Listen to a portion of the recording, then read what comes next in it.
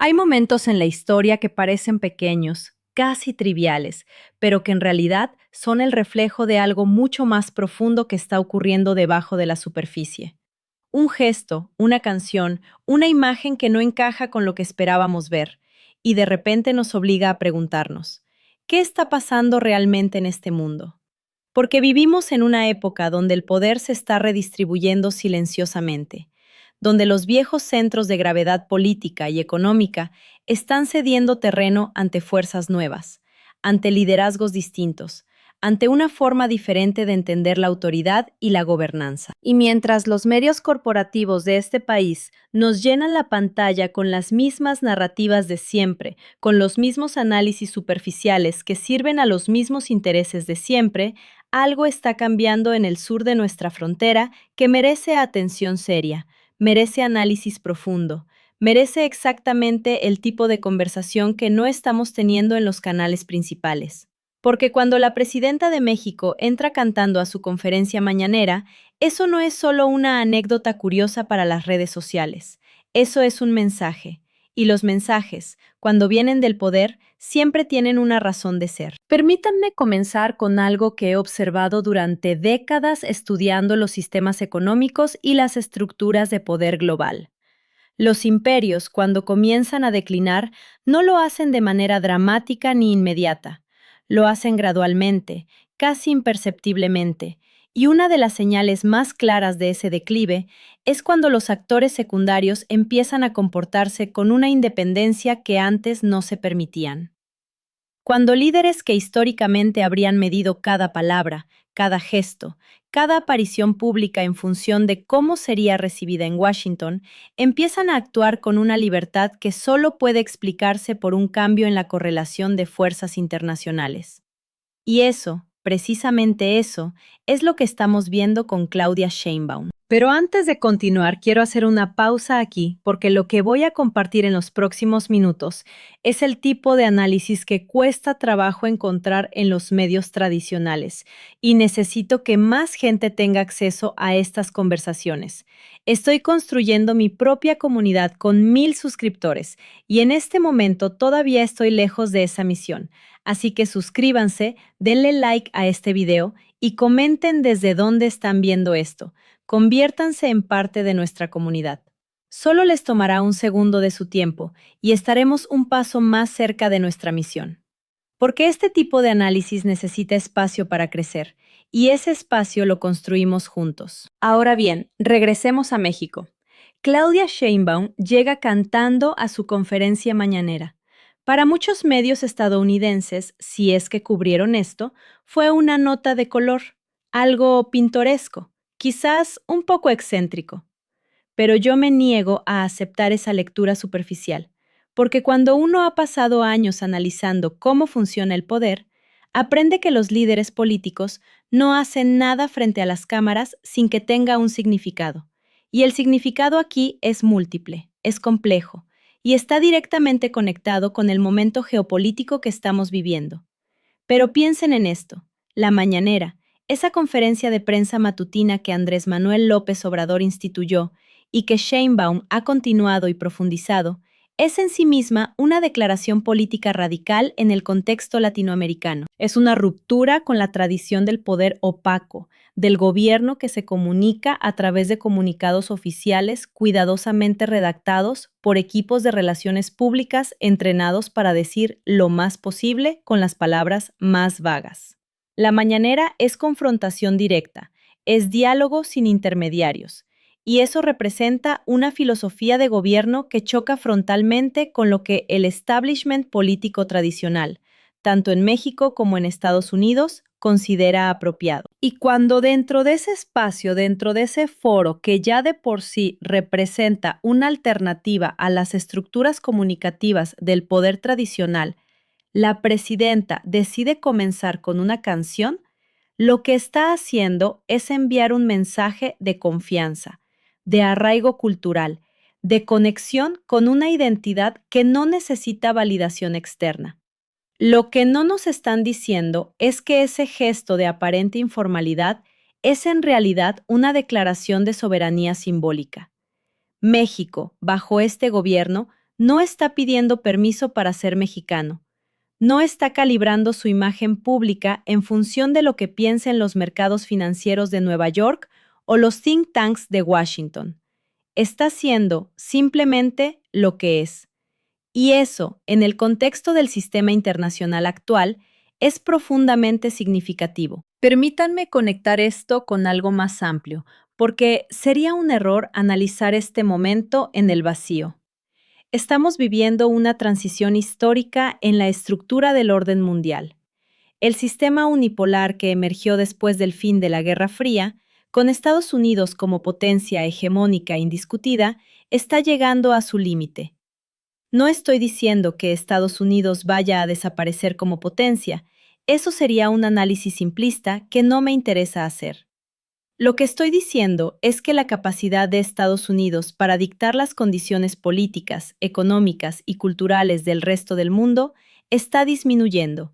Y esa disminución está creando espacios de autonomía que hace 20 años simplemente no existían. Y México, geográficamente pegado a la frontera con la superpotencia en declive relativo, está navegando ese espacio con una habilidad que merece reconocimiento intelectual, aunque no necesariamente acuerdo político con todas sus decisiones. Piensen en el contexto económico más inmediato. Estamos en un momento en que la desglobalización está avanzando, en que las cadenas de suministro se están regionalizando, en que el nearshoring está convirtiendo a México en uno de los destinos más estratégicos para la manufactura que está saliendo de China. Las cifras de inversión extranjera directa en México en los últimos 2 años son históricas. Empresas de semiconductores, de electrodomésticos, de autopartes, de tecnología, están estableciendo operaciones en el norte de México a una velocidad que hace apenas 5 años nadie hubiera predicho. Y esto le da al gobierno mexicano una palanca económica que cambia la naturaleza de su relación con Washington. Ya no es la relación asimétrica clásica en que México necesita la buena voluntad de Estados Unidos para mantener su economía funcionando. Ahora es una relación de interdependencia real, donde Estados Unidos necesita a México tanto o más de lo que México necesita a Estados Unidos, al menos en términos de las cadenas de suministro que abastecen a la economía norteamericana.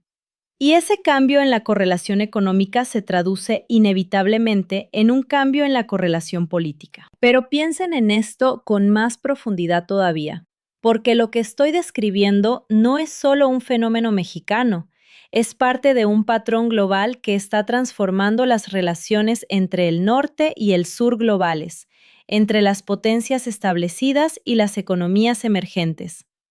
Brasil bajo Lula está reactivando el proyecto del BRICS con una ambición que va mucho más allá de lo simbólico. India está jugando simultáneamente en el tablero occidental y en el tablero multipolar con una maestría diplomática que refleja décadas de política de no alineación. Arabia Saudita está diversificando sus alianzas de una manera que habría sido impensable en la era del petrodólar absoluto. Incluso países pequeños del sur global están empezando a cuestionar las instituciones financieras internacionales, el Fondo Monetario Internacional, el Banco Mundial, mecanismos que durante décadas funcionaron como instrumentos de la hegemonía económica occidental. Todo esto está ocurriendo simultáneamente, y cuando uno entiende ese contexto, la imagen de Sheinbaum cantando en su mañanera adquiere una dimensión completamente diferente. Lo que no nos están diciendo es que estamos ante un cambio en la moral global del poder. Durante siglos, la arrogancia fue una característica definitoria del poder hegemónico. Los imperios no necesitaban justificarse, no necesitaban ganarse la simpatía de sus periferias, simplemente imponían sus condiciones y esperaban cumplimiento. Y cuando ese poder comenzó a vestirse con el lenguaje de la democracia y los derechos humanos, lo hizo de una manera selectiva, hipócrita, que cualquier observador honesto puede identificar sin dificultad. Pero lo que estoy observando en el sur global, en estas economías y estos liderazgos que están ganando autonomía, es una aproximación diferente al poder, no necesariamente más virtuosa en términos absolutos, seamos cuidadosos con las idealizaciones, pero sí diferente en su forma, en su retórica, en su relación con las poblaciones que gobierna. Y Sheinbaum representa algo de eso. Representa un liderazgo que no necesita proyectar una imagen de gravedad permanente, de seriedad impostada, de distancia solemne entre el gobernante y el gobernado. Puede llegar cantando a su conferencia porque su legitimidad no depende de las convenciones formales del poder tradicional. Hay algo filosóficamente interesante en esto que quiero explorar, porque tiene que ver con cómo entendemos la autoridad y la confianza en el liderazgo político. En los sistemas políticos anglosajones, particularmente en el sistema estadounidense, existe una tradición de formalidad en el ejercicio del poder público que tiene raíces culturales profundas. El presidente o la presidenta deben proyectar cierta imagen, deben comunicarse de cierta manera, deben mantener cierta distancia que supuestamente refuerza la autoridad institucional. Y cuando alguien rompe con esos códigos, como lo hizo Trump desde una perspectiva muy diferente, genera una disrupción enorme, porque toca algo muy profundo en las expectativas colectivas sobre cómo debe verse el poder. Pero en el contexto latinoamericano, y específicamente en el contexto de la tradición política que el movimiento de la Cuarta Transformación en México está construyendo, esa formalidad se percibe de manera distinta. Se percibe como distancia, como elitismo, como la máscara que el poder usa para ocultar su verdadera naturaleza. Y la informalidad, el acercamiento, el gesto de humanidad se convierten en instrumentos de legitimación política, que son tan poderosos o más que las ceremonias del poder formal. Y aquí es donde quiero llevarlos a una reflexión más amplia, porque creo que lo que estamos viendo en México tiene implicaciones que van mucho más allá de la política interna de ese país. Estamos viendo un experimento en tiempo real sobre cómo puede verse el poder político en el siglo XXI, sobre qué formas de liderazgo son capaces de generar confianza y legitimidad en un momento en que las instituciones tradicionales están en crisis de credibilidad en prácticamente todo el mundo. La desconfianza en los gobiernos, en los medios, en las instituciones financieras, en los sistemas electorales, es un fenómeno global que no distingue entre izquierda y derecha, entre norte y sur, entre países ricos y países pobres. Y en ese contexto, un liderazgo que apuesta por la cercanía, por la comunicación directa, por los gestos de humanidad, está haciendo algo políticamente inteligente, aunque también puede ser políticamente calculado. Y no debemos ser ingenuos al respecto. Pero piensen en esto, independientemente de los cálculos políticos detrás de cada gesto, lo que el mundo está viendo en este momento es que hay formas alternativas de ejercer el poder que no pasan por los modelos que el norte global ha exportado durante décadas como si fueran los únicos posibles. Y esa diversificación de modelos políticos, esa pluralidad de formas de organización del poder, es en sí misma un síntoma del mundo multipolar que está emergiendo. Un mundo donde ya no hay un solo centro de gravedad que define qué es legítimo y qué no lo es, qué es aceptable y qué no lo es, qué es moderno y qué es anacrónico.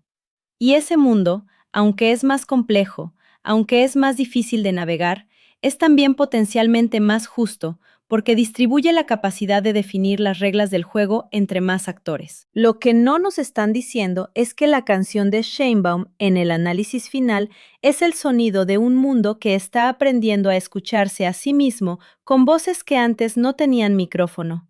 Y eso, independientemente de lo que uno piense de la política específica de su gobierno, es un desarrollo histórico que merece nuestra atención más seria.